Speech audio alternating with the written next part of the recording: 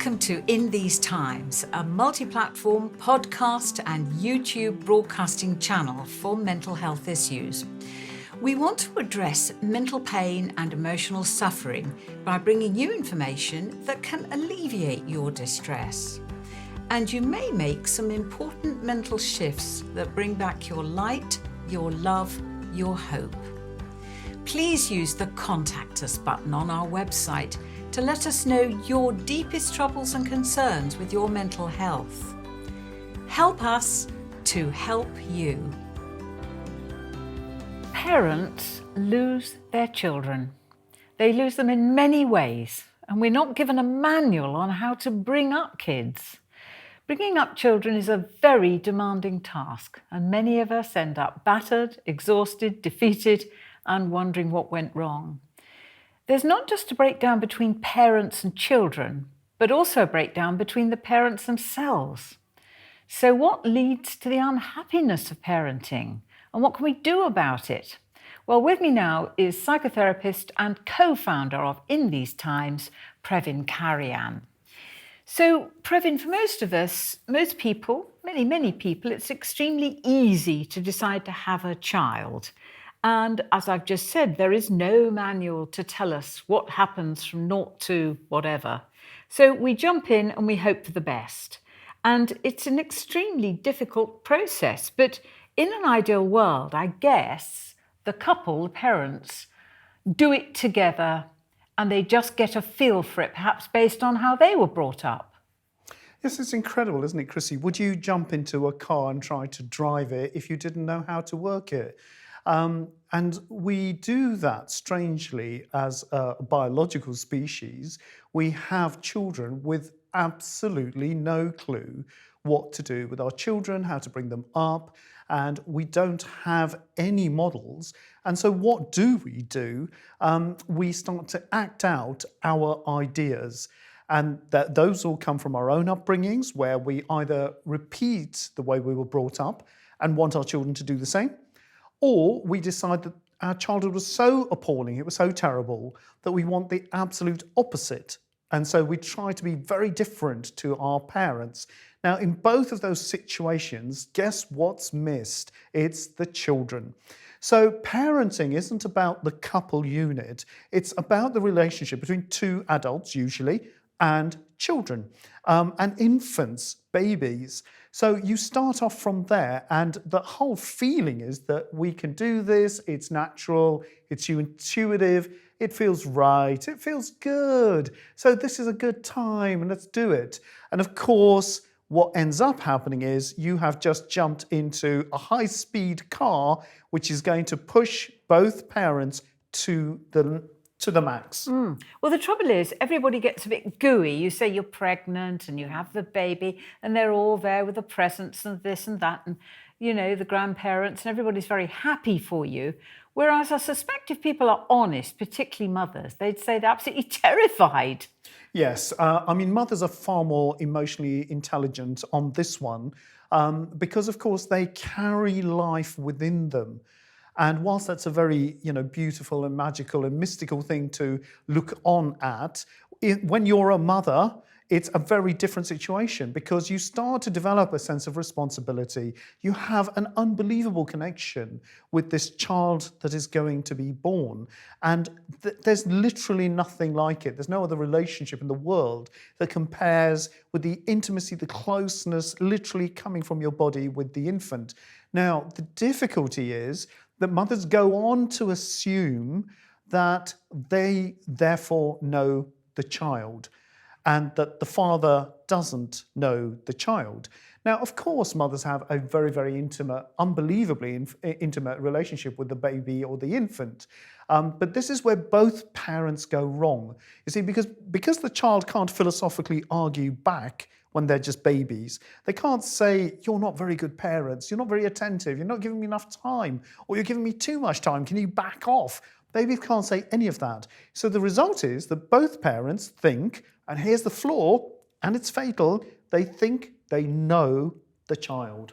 Yes, well, we'll come on to that in a minute because it affects, as the child gets older, it can be really, really difficult for the child because there's a lot of control issues. Yeah. But there will be young mothers who are watching this and they wouldn't dare tell anybody, but they feel very guilty because they don't have this overwhelming, passionate love for that child. They feel resentment because they've probably had to give up something in their life that they value, if not the money, the job, or they've had expectations put on them of full-time care, and their bodies are shot to pieces. They just feel somehow as if it all is not well, but they feel bad because they should love their child more. Yes, and this is a really tragic situation that often, particularly male partners, are incredibly insensitive to.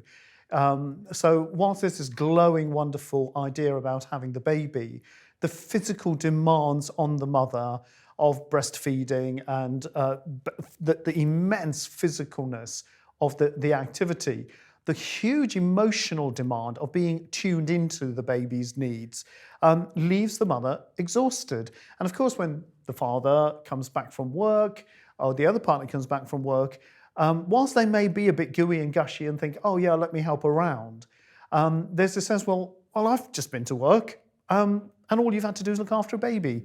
Well, sorry, that type of care is far, far more demanding than, frankly, any manual or intellectual job out there. And it's because it demands your soul, it demands your heart, it demands the very best of your feelings. And it's not surprising. You feel just a tiny bit resentful from time to time towards that little creature, but you can't dare tell anybody because you sound like a monster. Yes, but it's a natural part of human life and for mothers to be able to say that and to admit it. Now, they may do it amongst friends, but even with friends, they wouldn't really dare because they don't want to be seen as the bad mother. No.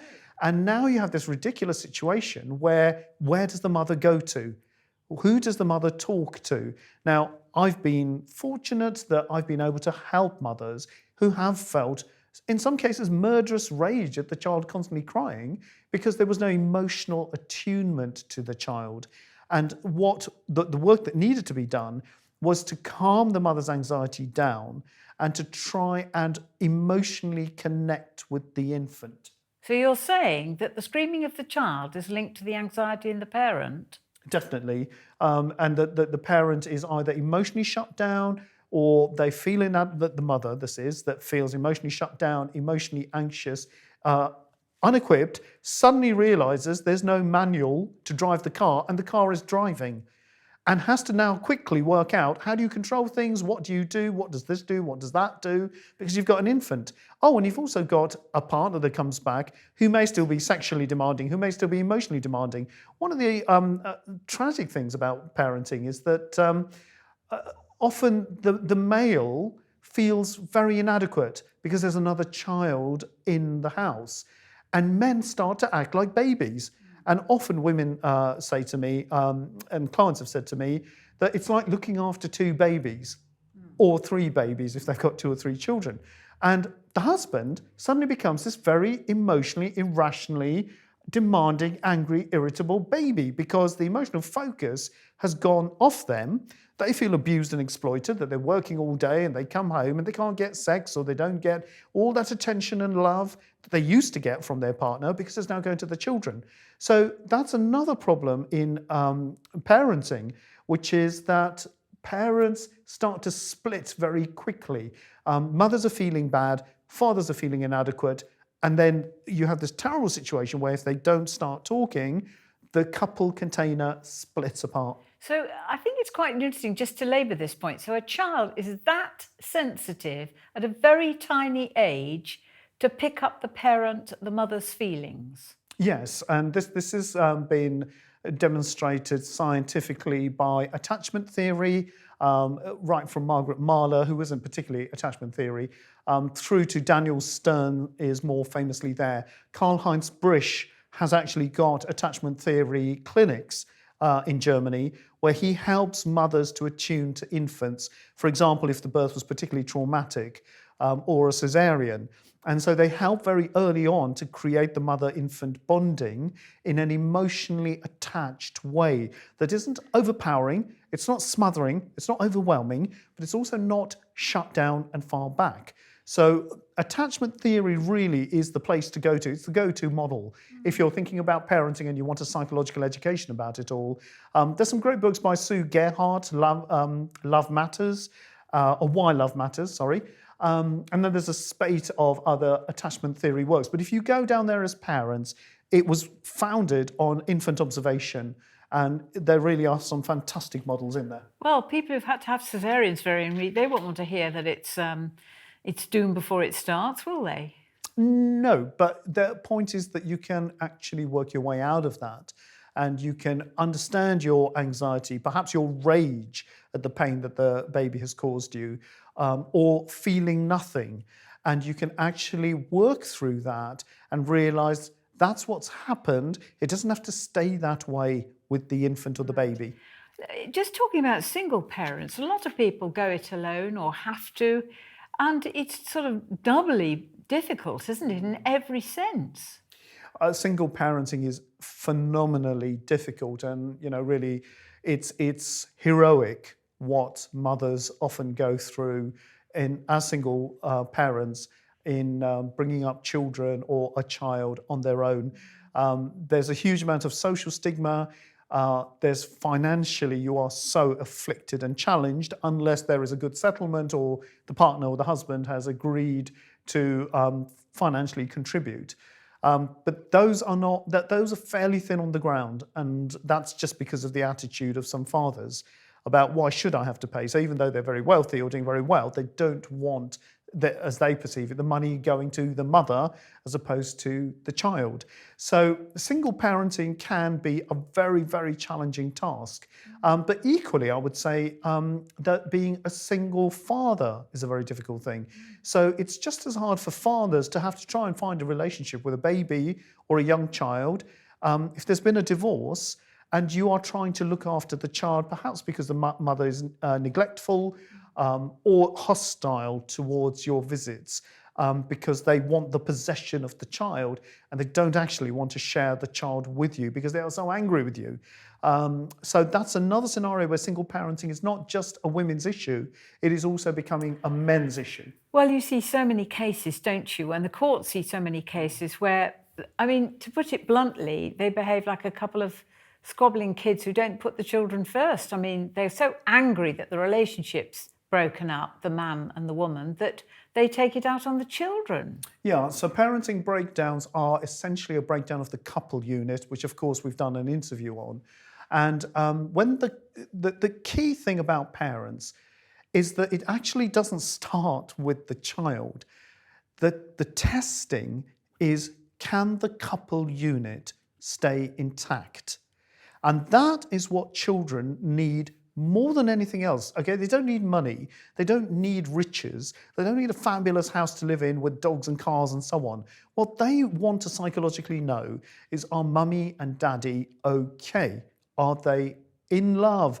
Are they able to communicate? Are they able to resolve their tensions? Because if the couple unit in the parenting frame is together and stays together, the child feels secure. And secure base is, again, another key term in attachment theory about what the child needs from the parents, is that sense of security that's developed because both parents are able to stay intact. So the first thing about parenting is keep the couple unit together. If you can get that right, yes, the rest can flow. There's still things to learn because, you see, parenting is a psychological task. It's not something, we're not gods, but parents often feel like they're gods. They think they know the children even better than God, actually. So they make all these pronouncements about what should be done and how the child feels and what they're doing and what they're thinking. And actually, they have not got a clue. The child is a different person. I think this is really important because you've used the word attune. So how do you stay attuned? Because the trouble is your children keep on changing as they develop. And you may not quite like the way things are going. I mean, we're getting on a bit now. So we're getting into, 11, 12, 13 and into teens when things really do change and you can't be attuned because they don't talk to you anymore. Yes, but you can stay attuned. It's just they don't talk to you anymore.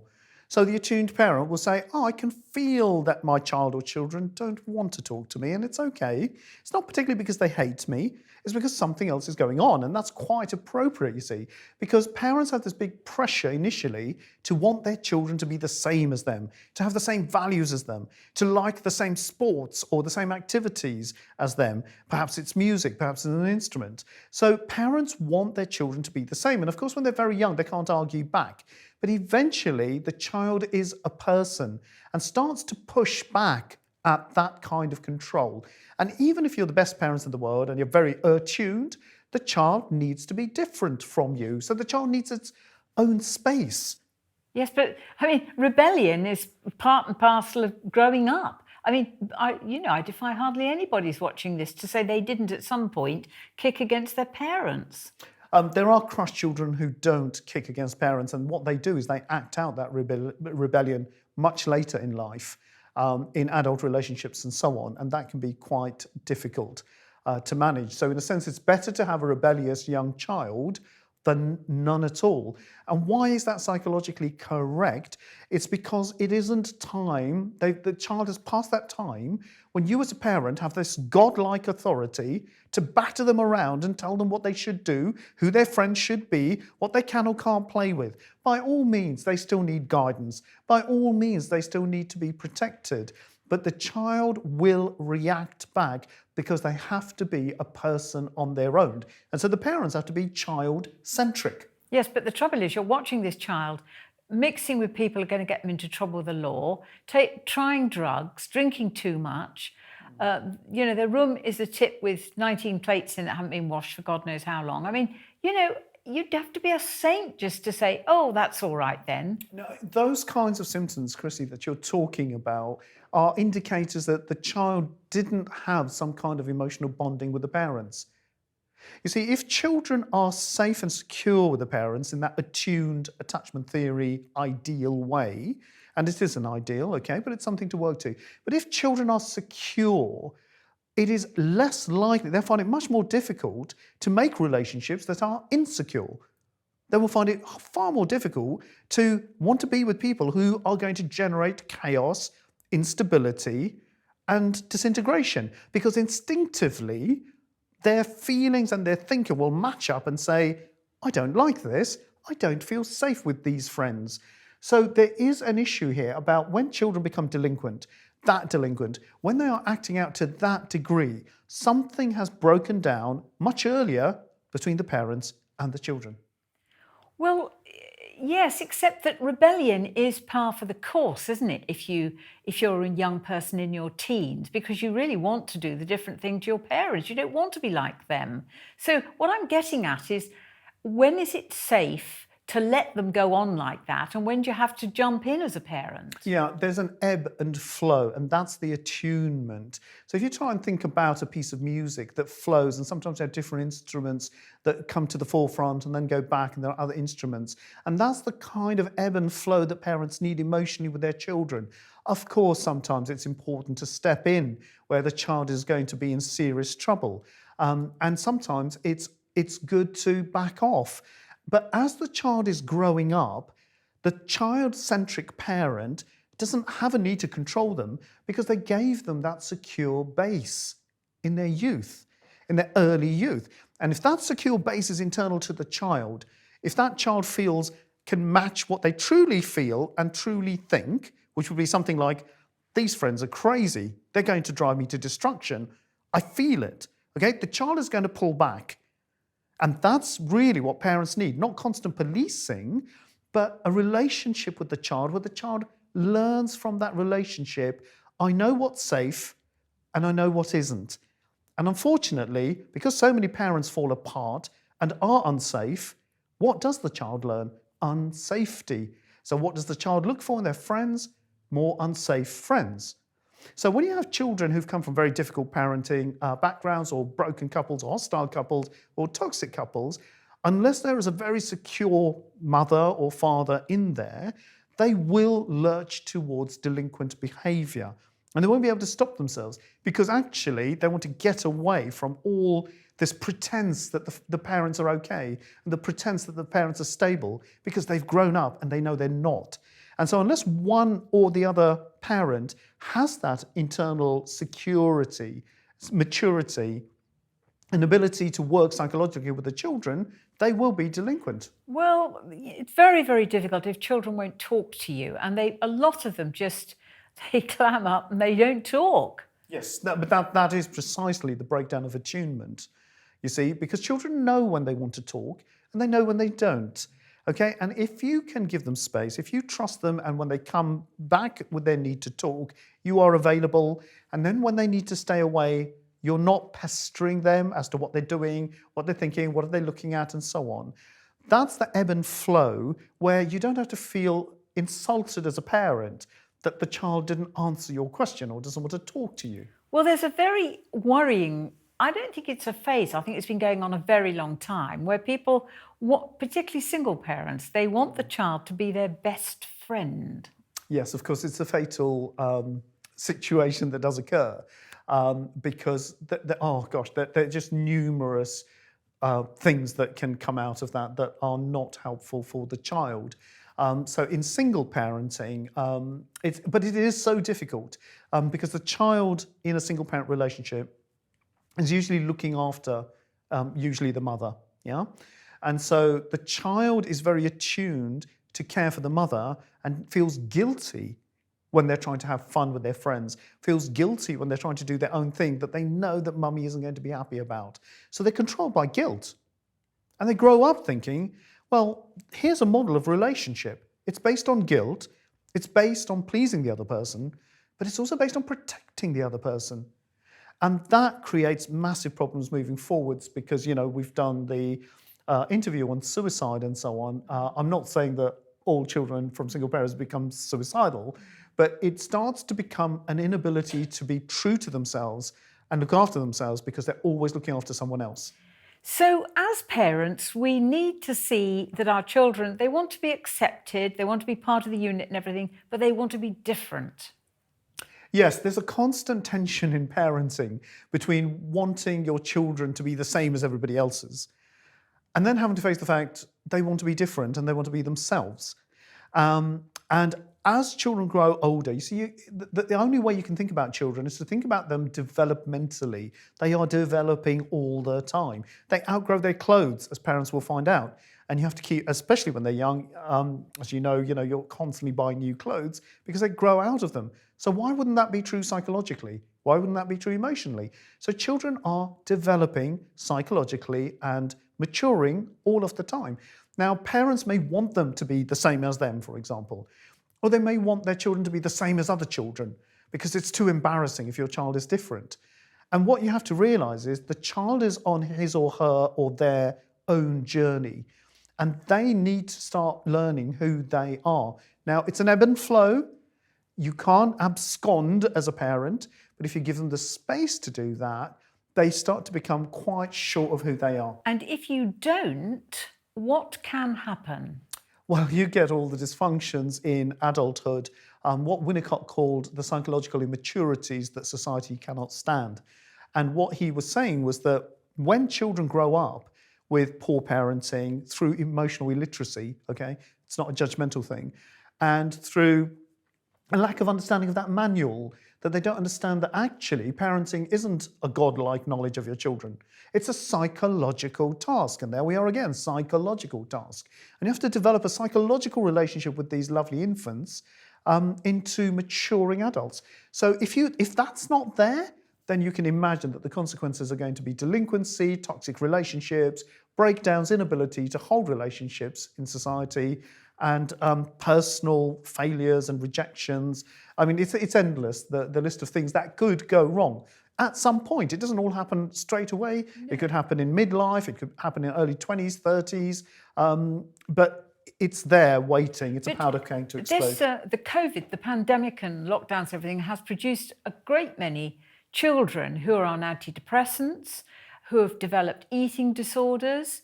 All sorts of awful things have happened and parents just don't know where it's all coming from, but there it is. Yes, but remember what I said, we said in the couples interview, that the problem of the couple is that when you are single, you don't share space. When you are together as a couple, you share space, you you share time, and you share money, and you share decision-making and power, okay? So when the lockdowns happen, the same principle applies to children, and there's nowhere to hide. So what comes out is not massive love for each other, okay? It may have done in some households. What comes out is all the difficulties that you don't want to face, that you don't want to look at, that you don't want to confront, you don't want to think about. And all the hateful differences, all the angry differences start to explode because there is literally no space to hide. Now, what you need to do is use this as an occasion to say, okay, hands up, I don't have a manual. How about getting one? And understand that the manual is about reading psychological books.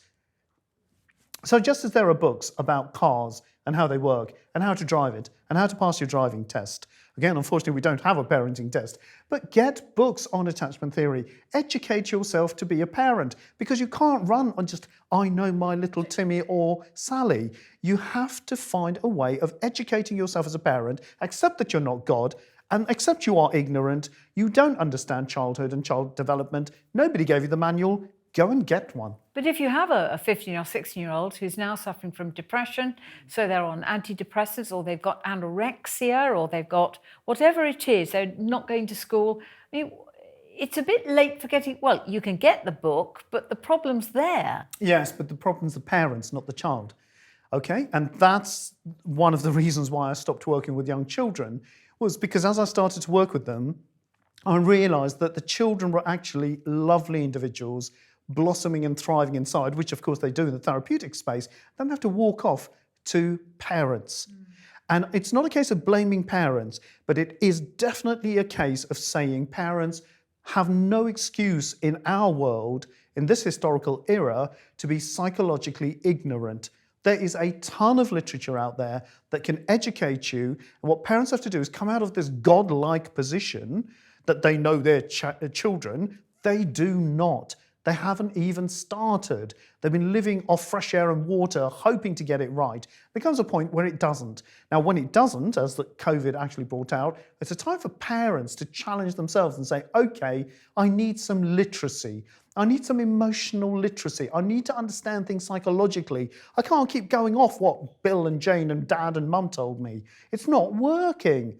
And I have to educate myself psychologically, because parenting is a psychological task. But of course, a lot of parents would say, well, I look after them and I'm always buying them lovely things, new phone, the Xbox, whatever, new dress. Yeah, and that is, of course, the big fraud and the fakeness of our society, isn't it? That somehow buying things for children can answer their emotional distress or their psychological needs. You know, children are really not interested in objects.